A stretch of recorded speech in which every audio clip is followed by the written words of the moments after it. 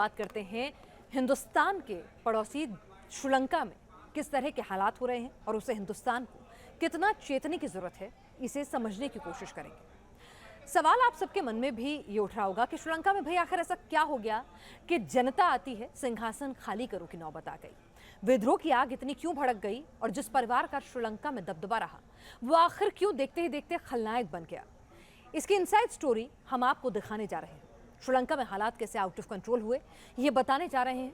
लिहाजा अब श्रीलंका की सरकार सेना को ऑपरेशन कोलंबो में उतारने का प्लान ब्लॉक कर चुकी है, जिसका मतलब यह है कि आने वाले दिन में श्रीलंका में बहुत गंभीर होने वाले हैं। प्रदर्शनकारियों के खिलाफ सेना को खुला हाथ मिल गया है। देश में इमरजेंसी है।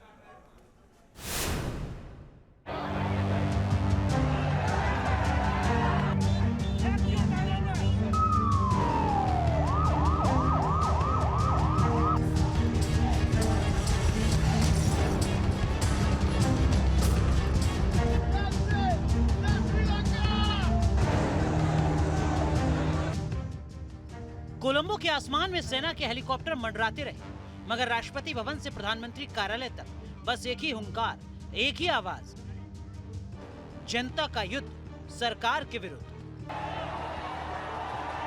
राष्ट्रपति भवन के अंदर जनता ने कब्जा जमाने के बाद प्रधानमंत्री कार्यालय को अपने कब्जे में ले लिया।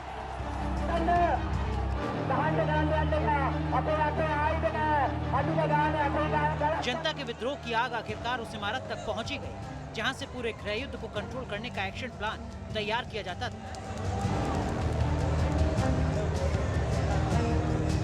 मगर अब ना तो यहाँ कोई सरकार है और ना ही कोई ओहदेदार। सबसे सुरक्षित माने जाने वाली इस इमारत की छत पर जनता की चढ़ाई ने बता दिया कि श्रीलंका में सिविल वॉर के हालात क्या हैं। प्रदर्शनकारी प्रधानमंत्री का भी इस्तीफा मांग रहे हैं।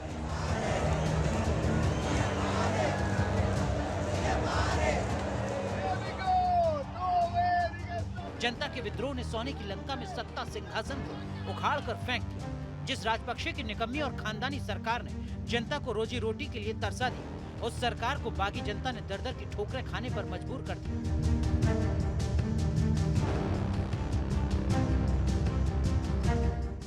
हिंदुस्तान के पड़ोस में श्रीलंका में जनता के विद्रोह की ऐसी सुनामी उठी कि राष्ट्रपति गोटबाया राजपक्षे को अपना मुल्क चलाने वाले भागने पड़े।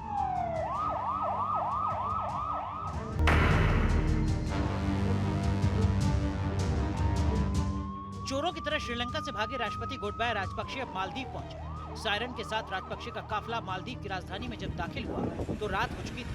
संकट से घिरे श्रीलंका के राष्ट्रपति गोटबाया राजपक्षे की देश छोड़कर जाने में मालदीव के पूर्व राष्ट्रपति मोहम्मद नशीद ने मदद की। या यूं कहें, गोटबाया राजपक्षे को विद्रोह के उन शोरों से निकाला जिस खौफ से राजपक्षे पिछले 8 जुलाई से ही अंडरग्राउंड।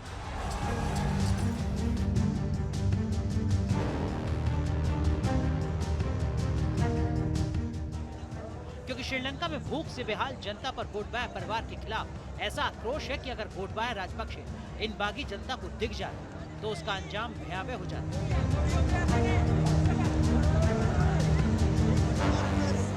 मरने और मारने को बेताब आंदोलनकारी अब किसी भी कीमत पर हुक्मरानों को बर्दाश्त नहीं करना चाहते।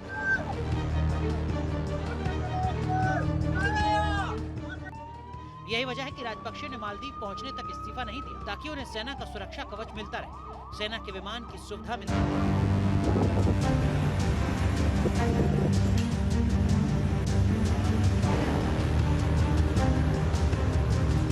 मालदीव जाने के लिए गोटबाया ने एयरफोर्स के विमान का इस्तेमाल किया। श्रीलंका के राष्ट्रपति गोटबाया राजपक्षे ने अभी तक इस्तीफा नहीं दिया है। राजपक्षे ने अपनी जगह पीएम रनिल विक्रमसिंघे को केयर टेकर राष्ट्रपति बना दिया। श्रीलंका रक्षा मंत्रालय ने गोटबाया के देश छोड़ने की पुष्टि की। गोटबाया राजपक्षे श्रीलंका छोड़कर अमेरिका भागना चाहते थे, लेकिन अमेरिका ने उन्हें वीजा नहीं दिया। भले ही मालदीव में गोटबाया को थोड़ी मोहलत मिल गई हो, मगर श्रीलंका में हालात अब और ज्यादा खराब हो गए। जिस राजपक्षे परिवार को जनता ने सिर आंखों पर बैठाया था, उसी परिवार के दबदबे को जनता ने सत्ता से उखाड़ फेंका। क्योंकि राजपक्षे परिवार का श्रीलंका की राजनीति में अब दबदबा बढ़ता गया और यही परिवार देश की जड़ें खोदता गया और इसका नतीजा दुनिया के सामने है।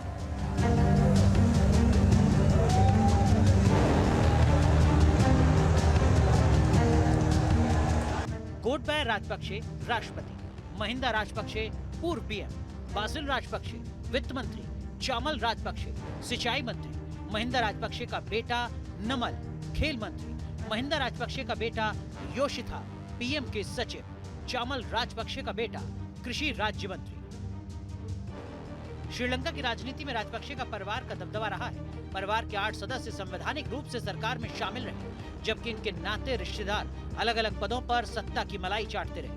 मगर खानदानी सरकार ने श्रीलंका की जो हालत कर दी, उसके बाद जनता ने बगावत का झंडा उठा ही लिया। अब या तो श्रीलंका में बड़े बदलाव होंगे या फिर श्रीलंका 3 दशक पुराने दौर में लौट जाए। T news nation. श्रीलंका की राजनीति में राजपक्षे परिवार का दबदबा रहा है, मगर भ्रष्टाचार और बहुसंख्यावाद की राजनीति ने श्रीलंका को आजादी के बाद से सबसे खराब के आर्थिक दौर में ला खड़ा किया। हालात ऐसे बन गए कि लोगों को एक वक्त भूखे पेट सोना पड़ा। भूखमरी और कंगाली का ऐसा दौर श्रीलंका देख रहा था कि हालत अफगानिस्तान जैसी हो गई। और फिर देखते ही देखते कैसे देश में आग लग गई, ये तस्वीरें पूरी दुनिया देख रही है और श्रीलंका जल रहा है।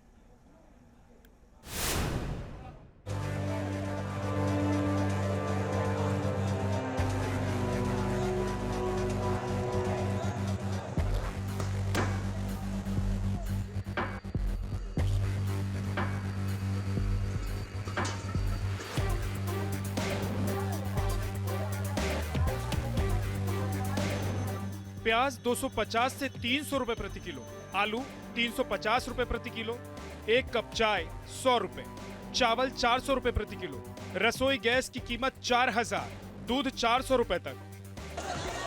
महंगाई की ये रेट लिस्ट किसी को भी खून के आंसू रुला दे। इन्हीं खूनी आंसुओं को पोंछकर श्रीलंका की जनता निकल पड़ी कोलंबो में बैठी सरकार से बर्बादी का बदला लेने।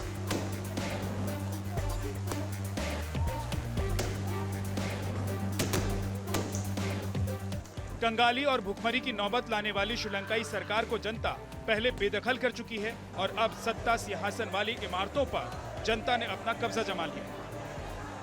देखिए ये श्रीलंका के पीएम आवास की तस्वीरें। आंदोलनकारियों की भीड़ ने पहले सुरक्षा बलों को पीछे हटने पर मजबूर किया,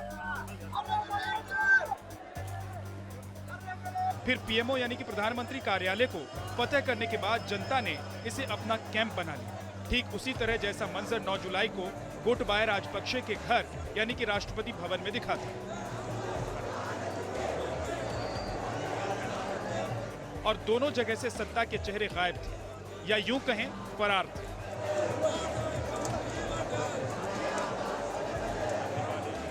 रानिल विक्रमसिंघे के घर यानी पीएम आवास में कब्जा जमाने के बाद आंदोलनकारियों ने यहां लंगर शुरू कर दिया।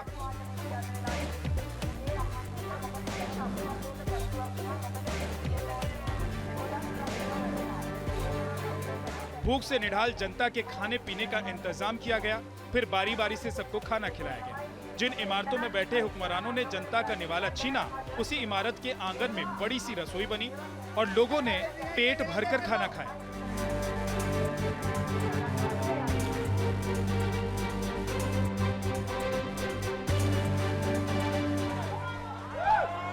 श्रीलंका में विद्रोह की आग पर काबू पाने के लिए सेना को भी मोर्चे पर उतारा गया।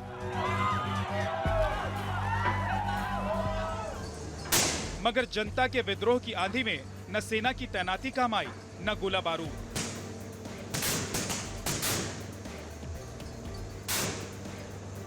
मानो जनता ठान चुकी है, अब पाई पाई का हिसाब होकर ही रहेगा।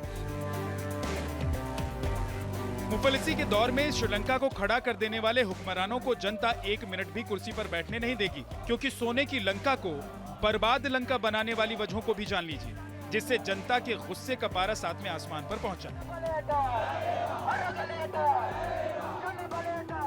चीन समर्थित नीतियों से श्रीलंका को गर्त में धकेला गया। गलत आर्थिक नीतियों पर राजपक्षे ने मुहर लगाई, आंदोलन को दबाने के लिए दमनकारी फरमान सुनाया, भ्रष्टाचार को संगठित रूप से बढ़ावा दिया गया। श्रीलंका की खानदान राजपक्षे बर्बादी की जड़ें खोदती गई और अपने लोगों की तिजोरी भरती गई। इसका नतीजा हुआ कि श्रीलंका के पावर सेंटर कहे जाने वाली इमारतें अब पब्लिक के कंट्रोल में आ गई। आंदोलनकारियों ने श्रीलंका के सरकारी टीवी चैनल को भी अपने कब्जे में लिया और विद्रोह का सीधा प्रसारण भी कराया। इसका मतलब साफ है कि श्रीलंका अराजकता के ऐसे दौर में पहुंच गया जहां चारों ओर आक्रोश है, बर्बादी है और बगावत। Team news nation.